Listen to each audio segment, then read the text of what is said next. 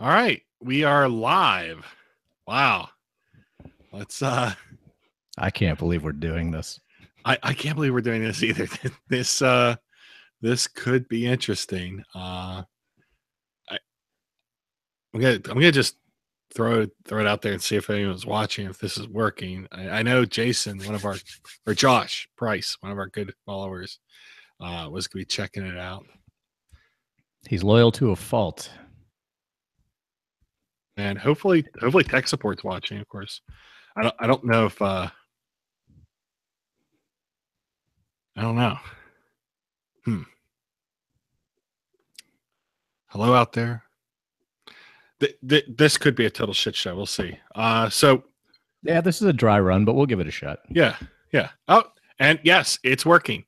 Thank you, Josh, for confirming that. So we at least have one person checking it out, apparently, which is nice. That's good. If you are watching, you can tweet at us at Bearcat on Beer, at Ed Grohl on Twitter, and if it pops up, and if you add us, we'll give you a shout out and answer any questions you may have. We're doing a live beer review, and Ed and I we're doing the same beer. This first one is the Veil's FriedFried ChickenChicken. So this is a fried chicken beer. It's let's crack this open. And how? I think I'm on mute. How exactly did they make this beer? I'm kind of in the dark on this one. It just kind of showed up for me. Yeah, this is a really weird beer. It has fried chicken in it. I think it's a little bit hard to call it fried chicken because they actually used Chick-fil-A chicken tenders, which I don't think is exactly. I don't think that's exactly fried chicken. It's not. I guess they didn't make it on a Sunday then? Is that what? They didn't make it on a Sunday, and it doesn't have the bones in it, or a thigh, or a leg. But really, it's not a whole lot of fried chicken in here. It's 0.4% of the total weight of the mash. So this is going to be not a whole lot. little. Double dry hopped Old Country Double India Pale Ale, 8%. Yes, Citra, Simcoe with the Evil Twin. Yeah. Citra, Simcoe, and Enigma. So some like crazy hops, which is cool. Yeah, and really, I'm not getting any fried chicken out of it. Getting a lot of hops out of it though, which is definitely a Veil thing. They definitely hit the nose right off the bat when they make a beer, especially like this. Yeah, very fizzy. It's all Simcoe and Citra in the nose, as far as I can tell. Mine's not that carbonated. It mellows out. Now I put mine in the wine fridge a day and a half ago, so just to prepare for this. So it might be mellowed out a little bit, but yeah, the first taste was a little more prickly. It's not Northeast style IPA. It's very hazy, but it doesn't have that same. Yes, David is here. We are reading his comments as we go along. He made some fried chicken comment. I'll try to keep you, if you can see his comments out there and our viewership, let us know. That would be pretty cool. Josh, can you see it when Dave writes some snarky crap about us? Let me know. Anyone else who's watching, if you can add us on Twitter, that'd be cool. This isn't really a Northeast style IPA, which isn't really surprising. I guess that's why they call it an Old Country Double Dippa. Oh, did you say Dippa? Yeah. Do we not use the term Dippa here? I don't know. I think that went out with Squad like last summer. This summer it's lit. Yeah. But no, I never use terms like that. I'm like, it's a double IPA. I'm old school. I'm not getting any fried chicken out of it. It is nice. It's probably not my favorite Veil beer. I think as this warms up a little bit, I might be getting a little bit, but I could just be convincing myself of that fact, but it's definitely hazy. Definitely a lot of good hop character in there. Simcoe, Simcoe hops kind of went out with the early to mid 2000s when that was a big thing. So it's nice to see that making a little bit of a comeback here. I guess in the face of not being able to get, sometimes you got to improvise. Yeah, but this has a really good flavor to it. I wouldn't, if you're looking for fried chicken flavor, try saying that 3 times fast. But a whole lot of the chicken. I'm trying maybe pick it up in the can. No. Maybe I need waffle fries with it. Chicken and waffle fries beer. I like that. I'm going through the whole Chick-fil-A menu by the time we're done here. I usually try not to have poultry in my beer. That's probably pretty good advice, Dave. Yeah. Hey, quick shout out to Ryan and Mike who tweeted at us. Thanks for jumping on. Oh, thanks, guys. Yeah. Like take a chicken wing and dunk it in a beer? You think? No. I'd probably do that. Maybe not this beer per se, but now let me ask you this question: do you prefer your fried chicken hot or cold, or do you not care? You mean like temperature? Yeah, like picnic fried chicken, right? So you know what? I like it kind of in the middle, like not scalding right out of the KFC. You take it home, you let it sit, and it's still kind of warm. I think that's the good spot. Now, I do appreciate grabbing a drumstick out of the bucket in the morning when you're hungover and just taking at it. But, I don't prefer it cold. I think it should be at least warm if that's a thing. Especially if you got sides. That macaroni and cheese turns into a cinder block in like 40 seconds. Yeah. The mashed potatoes too. That you got to eat those piping hot. They're delicious. They're so good. I don't care that it's processed bullshit. But KFC mashed potatoes are amazing.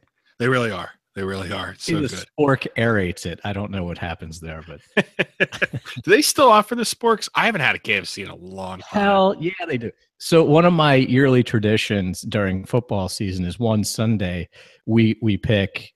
This is when we had a third person to watch Falcons games with, but we'd either go get a Popeyes or a KFC like family meal and pay like $30, and you get like 40 sides, 100 biscuits, and 20 pieces of chicken. And oh Jesus, yeah, you still get sporks, you still get the honey for the biscuits, and oh, it's delicious. And I mean, you feel very bad about yourself afterwards, but when you're eating it, you just can't stop. I'm a big fan of Royal Farms fried chicken. We have one over in Wrightsville. They're all over Delaware, and I think there's some in New Jersey. York has one. Yeah, really good fried chicken, gas station fried chicken, and it's damn good. Oh, that's brilliant. Dave's upset his comments are not showing up. We're gonna have to work on that for the next episode. Now the public has spoken. Yeah.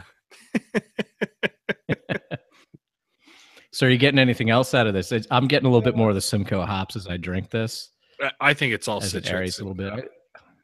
Yeah. I'm not. It's really good. I'm not that familiar with Enigma hops. The name probably doesn't help it. Isn't that the point? I guess so. It's the Riddler. Look, it's a nice beer. I like it. It could use a little more body. As I'm looking here, floating on top, it does look like there's some like little bits of pepper floating. I hope that's a pepper, not a bug. Well, that's the protein. Yeah, there's like a couple little pieces of pepper hanging up in there. Yeah, here, let me shine a light on this. See if I can really. Yep, there's little stuff hanging out in there. And wow, there's a ton of stuff on the bottom of this. I don't know. You probably can't see that. Sorry, trying to help out here, guys. There, see that? Oh yeah, you can see it even on your shitty webcam. We can see that. Yeah, there's a ton of stuff hanging out in here. Although I will tell you, I think that's all hops. That's all hop residue and hoppy stuff. That's not fried chicken hanging out. See, no, I don't have that, but I haven't poured out the end of the can yet. So, Lou Barton on Instagram. He's the guy who does all the Lego beer reviews, and he's really great. If you on Instagram and you like craft beer, and if you like Legos, like this guy's like right in my wheelhouse. Lou Barton, he has started. Isn't it Louis? Isn't it Louis Vuitton? Louis Vuitton, is that what it is? Oh, he is Louis Vuitton. Yeah, it's Louis Vuitton. I was like, did somebody steal that guy's gimmick? Oh wait, no, you're nah, I'm just an idiot. I can't pronounce it. You're great with names. And he Bill, ask Ed when did he join Anthrax? That is a good look. Dave wants to know when he joined Anthrax. When the Public Enemy duet hit. Louis Vuitton, he started washing out his beer cans and then showing you all the residue and crap that sits at the bottom of the can in his daily feed. There's a lot of crap in the bottom of these cans if you wash them out. It's a little bit weird. Well, right. I don't mind a little sediment in my beer. It's okay. Yeah. There's a lot in this one. Some people are very against that. I know people who really scoff at that and like their beers very, very filtered and very clear. I personally, a little more opaque, not transparent. It just when I get an IPA that I can see through to the other side of the room, it just doesn't feel like I'm drinking an IPA. And the flavor might be there, but to me, it just doesn't. The experience just isn't the same. Yeah. And I know that that's a weird opinion, and people get on my case about it. But when I look at this, like, oh, that looks like a fantastic IPA. If this had the same flavor and was transparent, I would probably have a little bit different experience just because of my preconceived notions of what I think it should be. And I know that's kind of stupid, but no, I love this stuff. This is great. Good. I think the color is good. I think the haze is nice on it. This is a color that I definitely look for to, like in any IPA. When you pour it, if it comes, this type of hue, I'm always, did I just say hue? What the hell am I? But I think that's, I'm always like, oh, there's a beer I'm really going to like. And I think that's a great thing. Yeah. Yeah. It does have very tiny bubbles. It's certainly more effervescent than a IPA. So we'll see. Did you just quote Don Ho? Is that tiny bubbles in the wine? I won't tell you. I just did Tiny Tim and Don Ho in one song. I think you did. I think you did. Yep. Yeah. All right. So back to fried chicken. Are you Bojangles? I don't think KFC really gets into this argument. Bojangles, Popeyes, KFC, or where do you fall? Right now, I would say definitely if you're going the big two, KFC and Popeyes, I'm going Popeyes probably 8 times out of 10. Yeah. Yeah. I've been to Bojangles before they turned into an all like, oh, we have chicken sandwiches. Like back when it was just, you get like a 3-piece and they gave you a free sweet tea with it. Back in like 2001, we're there on a Sunday morning in North Carolina. My buddies and I were on a disc golfing trip, and I ordered like a 3-piece and a biscuit, and they gave me that, and then they just handed me a bucket of tea. Yeah, and I hate sweet tea. I think it tastes like brown water to me. I know sweet tea is the worst. It's terrible. I think it stinks. And sun tea, go to hell. But I didn't order this. And the girl just goes, oh, no, you just get tea. So for the rest of the trip, all we could just yell at each other was, you get tea. It was us 4 idiots from Central and Western PA and all these, prim Southerners, Southern Baptists in their like Sunday best. And I felt so weird when I said that about the tea. But Bojangles is very good. I think they've changed their business a little bit since then. They've gone from a little bit more of a, hey, we're just fried chicken and tea to, well, now you can get a breakfast chicken sandwich and that kind of thing. But I think up here, our options, I'm going with Popeyes probably. I mean, I'm sure insert your local town's fried chicken place here, but if we're going commercial, I'm going Popeyes. Yeah. Yeah. I wish one of my friends was watching this right now. Brooke Nail. He's almost a connoisseur of fried chicken places. He's a big fan of the local fried chicken place in the part of town that you may not be all that excited to go visit. He's always got interesting takes on the seedy fried chicken place. But as far as the big ones, I'm Popeyes all the way. Bojangles, it's been a long time since I went to one, and my understanding is they're all south of the Mason-Dixon line. I've not seen one Wrong. up here. Oh, there you are have some not here? been to 5th Street in Reading is the place. I swear to God, Bill, there is a Bojangles. There is a goddamn Checkers, an original Checkers, like not a mall one. It's the drive-through. There's a freaking Carvel still there. They have a Racks? Right. No. But yeah, North 5th Street in Reading is the land that time forgot and no boundaries. There used to be a Bojangles in New York, too. Dave's chiming Mount in. Rose Avenue. Racks is still in Ohio. There used to be a Racks in West Mifflin. I don't recall going there if at all. But yeah, Racks is apparently still in Ohio. I'm Popeyes. Popeyes is good. Ryan jumping in. Quote, if you can make it out to Hanover, you got to try Claire's Family Restaurant's roasted chicken. Excellent stuff. There was a roasted chicken place. Roasted? I still don't know what that means. I think it's a pressure cooking process. We'll see. Joshua Price, they're owned by the guy who owns the Panthers, so they're trying to make it more mainstream than being just chicken. I guess that's regarding Popeyes. Oh, Bojangles. Okay. So the people that own the Panthers, which is like, God, what a pathetic franchise that is. I mean, you can really taste the Panther. You can really taste the teal. Ugh, teal.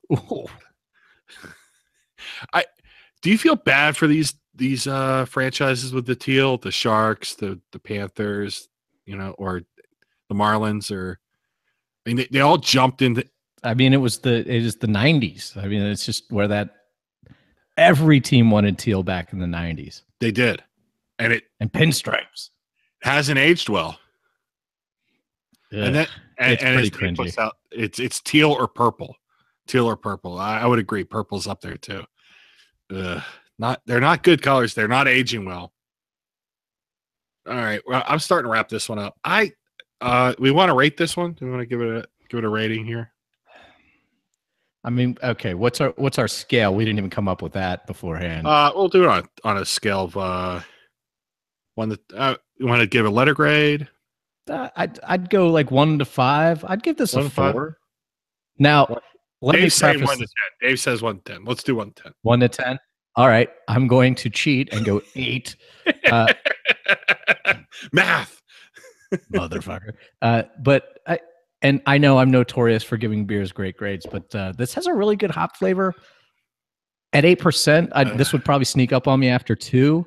This could potentially burn out your palate a little bit, though. It's a little overly hop. Yeah. I'm gonna downgrade it to a 6.5. I think it's a gimmick. I don't think that they would disagree that it's a gimmick, and it doesn't actually pay off on the gimmick of fried chicken. I wanted some fried chicken element to it. I didn't get one. I can't tell that there's anything in this other than hops. It lacks some body. It could just be better. And you know what? I demanded a little bit more from Veil. This is at best a 6. It really is. It's just okay. I'm really enjoying it. I have no qualms with it. I wasn't expecting a whole lot of fried chicken going in. I don't really buy into the gimmick. My expectations were low on that. I just think it's a good drinking dippa, as you would say. Dippa. Yeah. All right. Well, I'm gonna dip it into my next beer. God, isn't that the best sound? All right, number 2, we got Dirt Nap. This too is by the Veil, down there in Virginia, Richmond. Dirt Nap. Let's see what we got about this one. This is a double IPA, and it is with Citra, Mosaic, Galaxy, and Nelson, which are 4 of my favorites. I love Galaxy. I think Nelson's a little bit underutilized. And hey, Citric and Mosaic are loved. So, good stuff. Good stuff. 8.8 alcohol by volume. Yep. Not much else of a story on this one. Just a double IPA. Yeah, I'll tell you what, we had received a order from the Veil, you and I. It had a bunch of stuff in it. The one that I love the best so far, of course I haven't really pulled into this one yet, was the White Ferrari, which was a great name. And it was a really, really fun beer.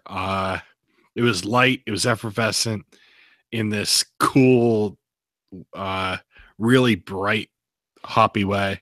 Really like that beer. Probably one of my favorite beers from the Veil thus far. I thought it was really good. I took that to a bottle share last Saturday, and it was a huge hit. I wish I had a second one because there were like 6 of us, but we only got small. A very big hit. But this color is spot on. I love it. It's got that nice orange color to it.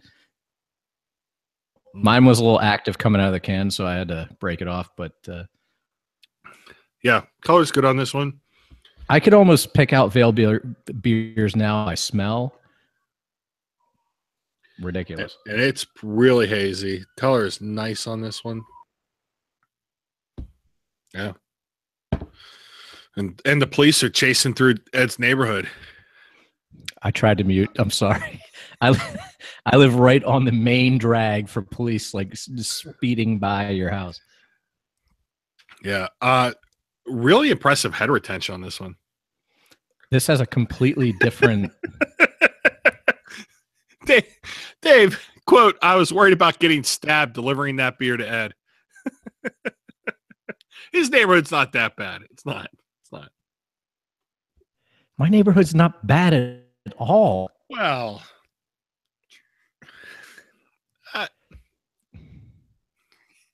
really? Well, compared to your neighborhoods, I'm sure that this is quote unquote bad, but geez.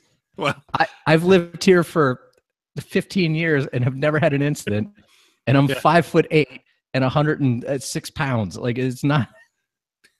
Yeah. As Dave said, the Steel Reserve crew was staring him down. That's revisionist history. I don't think anyone do they sell Steel Reserve at the Midtown? I don't think they do. Shady McGrady's. Gotta go around the corner for that. Yeah. That's where he makes all his money. That's it. I will say this is the nose on this one is way more impressive than the other one. A lot of peach. It's got a whole different character to it. Yeah. The hop profile in this one is more tightly constructed, and they seem to work in concert together. We're getting a lot of tropical fruit out of it. Oh man, yeah, definitely a lot more like grapefruity type of a. Ooh, it's a thing of beauty. It looks great. This is, I can tell you right off the top, this is a better beer.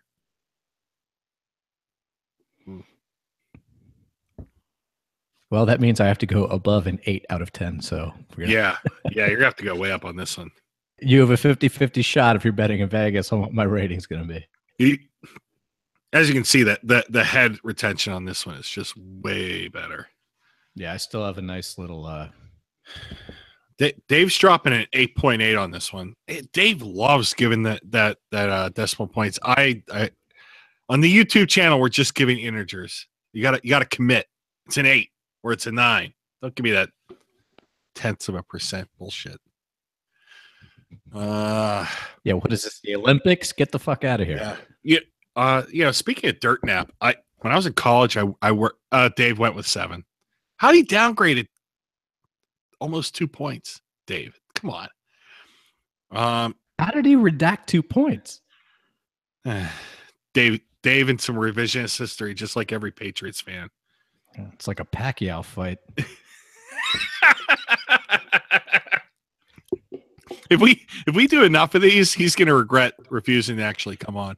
Oh yeah, we could just beat him up with he can have no retort other than text bubbles. Hashtag free Brady. Yeah. Good luck with that, David. Speaking of dirt nap, when I was in college, I worked in a graveyard. It's my job on campus. You worked in a what? You cut out there for a second. I worked in a graveyard. I worked in the St. Vincent College graveyard during college, and so I'm trying to do a play on the whole dirt nap thing. And I was a grave digger for a period of time. Most of the time I was spending it like just cutting grass. But when they had a grave to be dug in the old section, because the stuff was too close together, we'd have to do it by hand. And I'll tell you what, digging 6 feet down by hand, that's a lot. That's a lot of work. Is it actually 6 feet, or is that just a saying? No. It's because the coffin takes up like 4.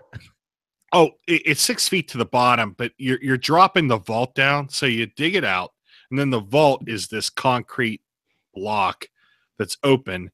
The casket goes into the vault, and then you drop the lid, which is a arched lid that goes on top of it. It's arched to hold the weight of probably about 1.5 feet of dirt, and you seal it. So you drop that in. If you seal it properly, water will never get in. It's just tar. But if you don't seal it properly and they ever need to like exhume it, whenever they go to exhume it, the water will be sitting there inside the vault, and the casket will be bobbing around like a buoy. It's not great. I was never there for anyone getting exhumed, but it apparently has happened. I just heard about it. Yeah. That sounds like a sweet gig. I don't know what the hell to say to that. It was a good college job because it paid more than like working in the library, and I spent a lot of time just fucking off. It was a sweet gig. I just, these hands have not seen manual labor in, I'm going to say, I'm going to hide it. I'm going to say 30 years. You're only 40. Did you work at a textile mill at 10? Like, what were you doing? No, I was born in the 40s. That's how that happened. So before those pesky child labor laws kicked in, you saw manual labor in like Vietnam. Yeah. This is really good. This is delicious. Yeah. I'm glad we did the fried chicken first. Yeah, and this is the Dirt Nap by Veil. This is delicious. Double IPA, 8.8. They're just one. It's unbelievable to me that they just churn out double IPA after double IPA after double IPA, and everyone's a little different, and everyone is, I would say, varying degrees of awesome. Yeah, I agree with that. I kind of wonder if they'll ever settle down and say, well, this is our lineup. I think that they have a couple that they regularly produce. The only double IPA I think that I've seen regularly is the Crucial Taunt. Dave, jumping right in, Crucial Taunt. That one is excellent. It's very light for a double IPA. It's light in the body, and it's easy drinking for a dippa. Really good stuff. I would say this: if you ever have the chance to get anything from Veil, it is a blind buy. Just buy it. Just say, yeah, give me whatever they got. Their quality is always there, and I've never had a bad one from them. Everything I've You had do from realize this now sounds like a paid advertisement by Veil Brewing right now. whatever, you know. We're gonna have to go a different direction on the next one to be Well, a shill for somebody. well, we should drink some shit next time.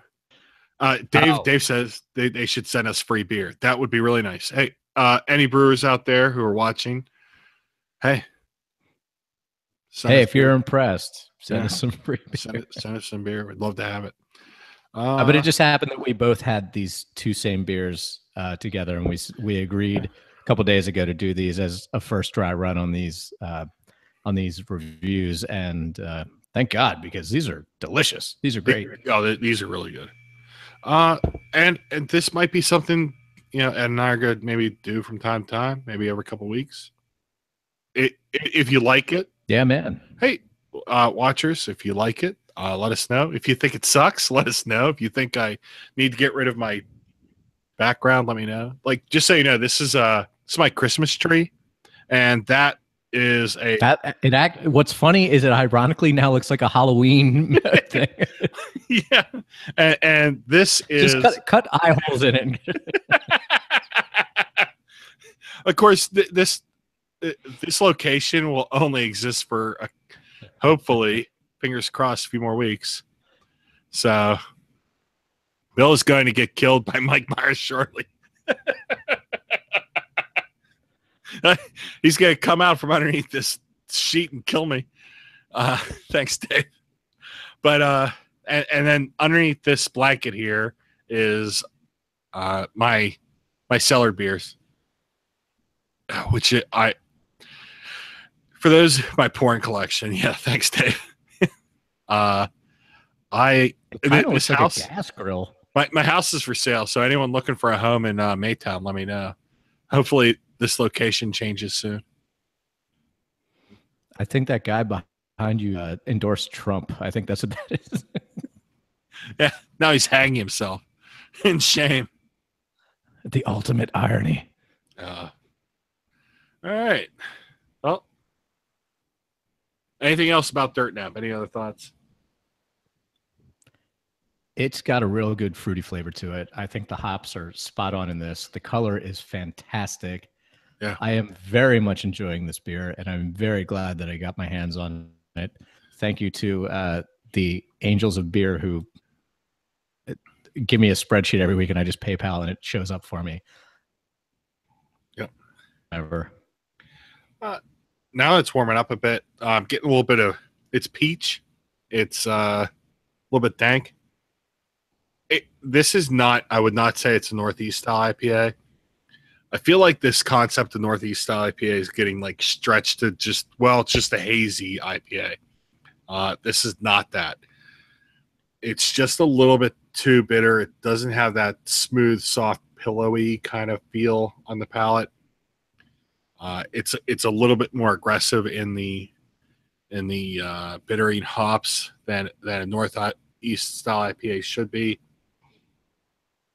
Man, it's a lot of peach, I feel like. It's really good. It's tropical. It's peachy. Great beer. All right, so what do we gonna rate this one? Well, I have to go higher than my last one. I'm giving this a 9 out of 10. I love this beer.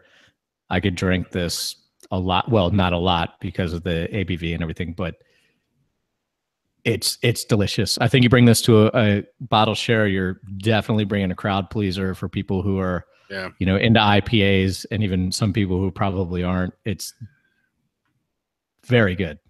I gotta tell you, I don't think that this is a bottle share type of beer. I think you need all 16 ounces of this one. I don't even think I'd necessarily want to share it with someone, because as I'm drinking through it, it really is changing as it comes up to temperature. It's what I like to think of maybe as like a dynamic beer. It finishes in a different way than it started out. That's why I would say don't take this one to the bottle share. Sit down, relax, and enjoy the whole beer. I'm giving this one a 9. I really liked it. I think this is also maybe an East Coast take, a modern East Coast take on what is a West Coast style beer. Not hyper aggressive, but still, letting you know that it's got some bitterness there. I really like it. And man, does it have legs? Look at that lacing. It's very nice. I'm mad that you put peach in my head because now that's all I can taste when I take a sip. I'm like, no, he's right. It's all he's peach. Right. It's all peach. It's just peach and peach and peach and peach. Oh, yeah. Did you just say impeach? Yeah. No politics. I'm just kidding. Joshua Price asking, did the graveyard have a fence around it? And no, it did not. One last thing about this beer, and I just had a nice belch out of it. So I'll say this. The Drinking Partners podcast, which is out of Pittsburgh, two guys did a really great episode with John and Chris from Trogs. If you haven't listened to it, you really should. They recorded on a day that Ed and I were there for the Wild Elf tasting and the Art of Trogs debut. That was a lot of fun. It was a lot of fun. And we'll talk about that in our next episode whenever we get a chance to record. It was a great time Ed and I had. But the Drinking Partners podcast, really should listen to it. It was a great episode. Two guys that have a different perspective on beer. They're two comedians out of Pittsburgh. They're pretty funny, but I think that the way that they interacted with Chris and John just brought a different kind of element to it. And at one point, I can't remember if it was Chris or John, they talked about the importance of the belch from a beer, which was kind of cool. It was something that they actually consider.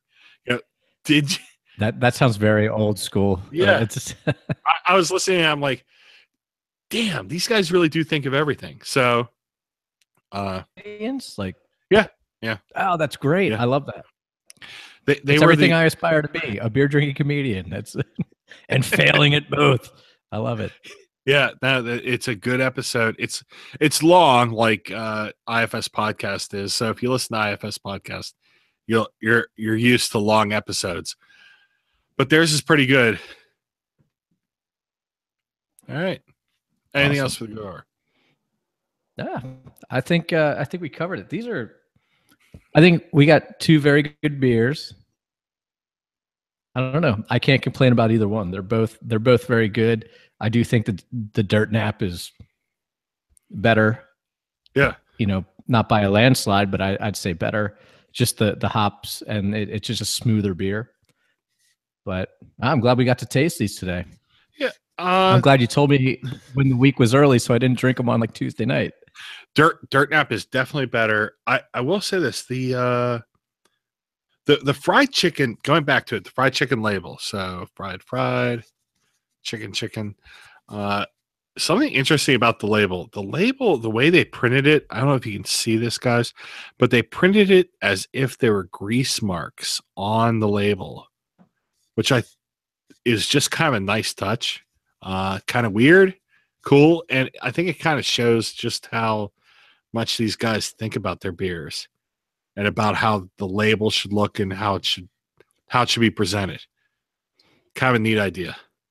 I personally feel like it says that they're eating some of that not fried chicken, because my fried chicken, you'd be able to see through the goddamn aluminum on this thing if you rubbed it on the can. Yeah. It's a great label. I will say this. I don't understand this double naming that the Veil does. FriedFried, ChickenChicken, Master, Shredder. Wee, Dead. Dave's saying it's for dippas. It's meant to signify double IPA. And I think he's right. I never thought of that. I still think it's kind of dumb. What do I know? I'm not a brewer, and I'm not a marketing guy. But hey, it's I think it's kind of clever. Although I did see an article making fun of it at one point. But hey, what are you gonna do? I'm not gonna make fun of it. I just think they do it on a lot of stuff. In a world where the Wilson scale exists, tell me this is not just a breath of fresh air where they're like, we're gonna double down on words. It made sense for me. Ass, tit.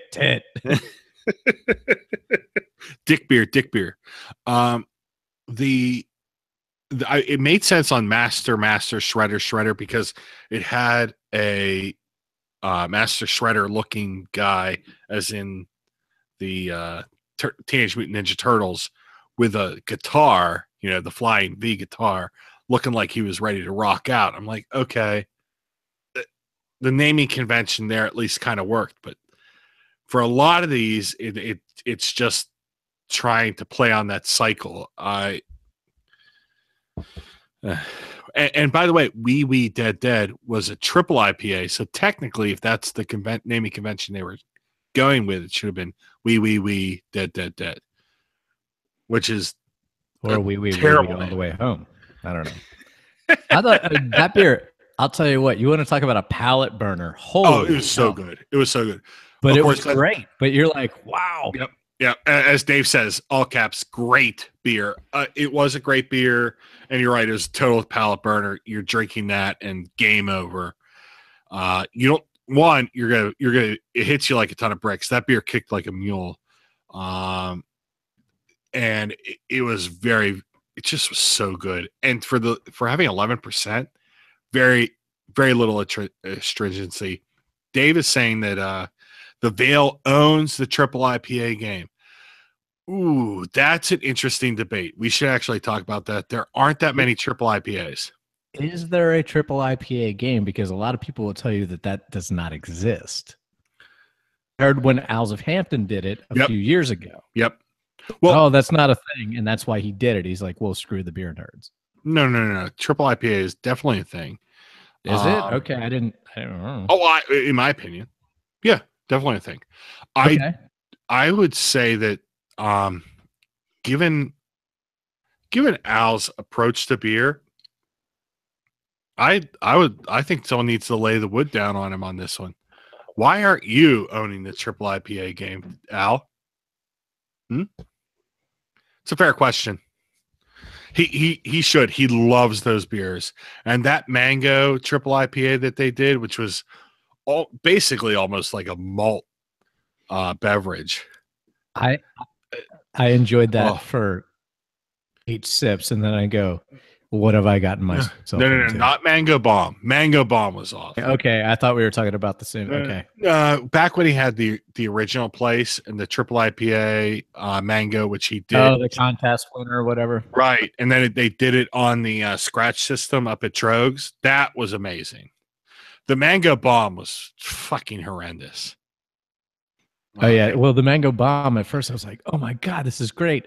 And then I got about 6 minutes later. But I was like, holy shit, what have I done? I can't believe I bought a whole glass of this. I didn't finish it. I actually ended up handing half of it off. I couldn't do it. I don't hate anybody that much. It was terrible. It was so bad. Yeah. I did a write-up about it. So hold on. We got a link here from Easy. Let's see what this is. Untapped triple IPAs, top ranked. Oh, Pliny the Younger is a triple IPA. I should remember that. That makes sense. Triple Sunshine. No. That's a triple IPA. That's always been. Yeah. Really? Yeah. Yep. I've been asleep at the wheel. Triple Sunshine IPA. I've not had it. Well, keep in mind, it looks like, and I would agree with this, triple IPA is 10% or more. That's a good number. Triple IPA, so Triple Sunshine by Lawson's Finest Liquids. Number 2, The Streets by Trillium. Wow. That's a really cool name, by the way. I like that. That is a cool name. That's a good name. Dragon Saddle Triple IPA by Hoof Hearted Brewing. Never even heard of them. Hoof Hearted. Get it? Yeah, I get it. Wilson, yeah. That's terrible. Key Bump, also by Hoof Hearted. JFK 2 LAX by Monkish. Still have never had a Monkish. Really? Yeah. Enter the Fog Dog by Monkish. Have you had Monkish? I've had a couple in my From California? Really? Yeah, they show the whole thing about being beer people is if you just go to enough bottle shares, they'll show up. That's true. They're Chubbles. like whales, but Chubbles by Veil. Oh, Wee Dead by the Veil. That came in and blowing up the spot. Biggie, Monkish, We Dead Mon, We Dead Mon. That is totally a reference to Cool Runnings, right? All green, everything, other half. God, I want to try that. Yeah, I think I just drank one the other day. I guess my cell phone must be broken because I didn't get any messages from you. So, nope, it's working. Sorry. No, I think I didn't realize it. It was just in my fridge, and I was like, "All right, all green and everything." I don't know. Stuff just shows up. This, by the way, I still had half the can left, so I'm working on another another nice little snifter here. Nice, big way. Nice. All right. So what do we got coming up on the next episode? Do we have a plan here? I know we've been talking about it. What do we got coming up? Well, we need to get Brian D. Roth on, right? Okay. So we're hoping to have him on soon. He agreed to come on. That'll be good. We have a couple of breweries that we are talking with. One local and one that is not, but it was in the news recently.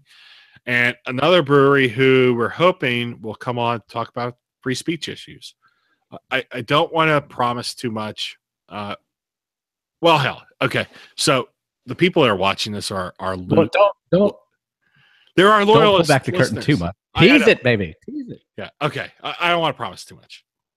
So we got a couple breweries that are coming on. That's the hope. It's tough to work these things out. At some point, we're going to hopefully get Brooke Mahokas back on, and she's going to interview us, which I think will be really fun. Yeah.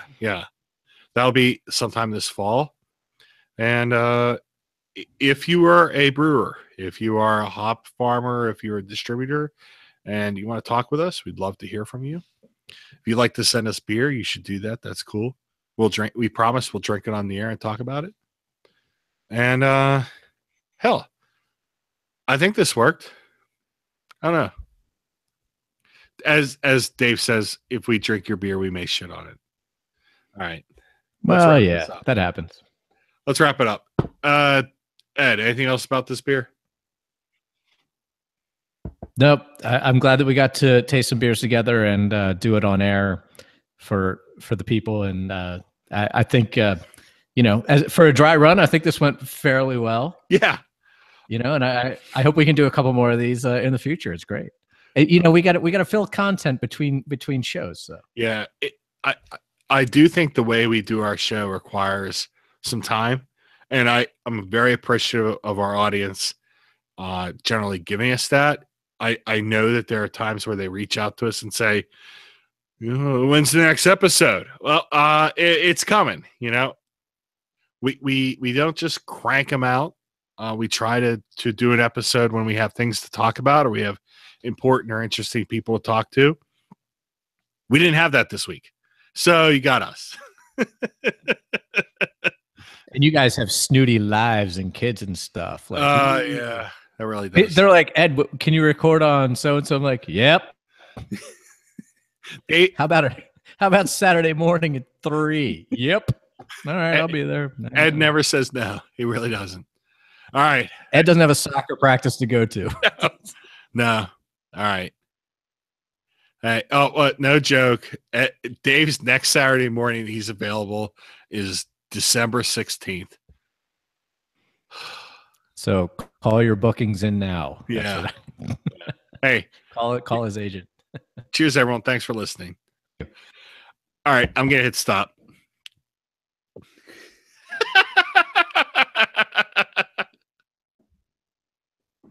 I'm still showing live over here, so.